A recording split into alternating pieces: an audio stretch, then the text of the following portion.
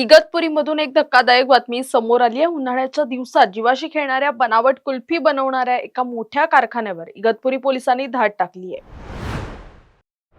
इगतपुरीच्या church hill परिसरात chemical युक्त पदार्थांपासून कुल्फी बनवली जात असल्याची गुप्त माहिती पोलिसांना मिळाली होती।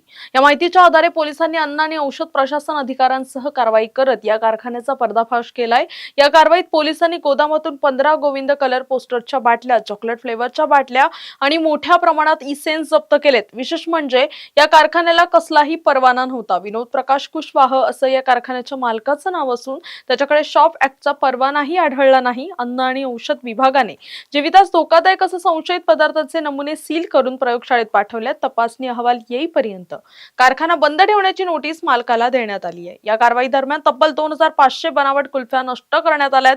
पोलीस निरीक्षक सारिका अहिरराव आणि त्यांच्या टीमने ही धडक कारवाई केली असून पुढील तपास सुरू आहे। आता जोकासू एसटीपी या अत्याधुनिक जॅपनीज तंत्रज्ञानाने सुसज्ज, quick installation, energy efficient, noiseless blowers, low maintenance या आणि अशा वैशिष्ट्यांनी परिपूर्ण जोकासू एसटीपी तंत्रज्ञान प्रकल्प उभारणीपासून ते विक्री पश्चात समाधानकारक सेवा देणारी, भारताबरोबरच परदेशात देखील प्रकल्पांची यशस्वी उभारणी करणारी company Deccan water treatment private limited.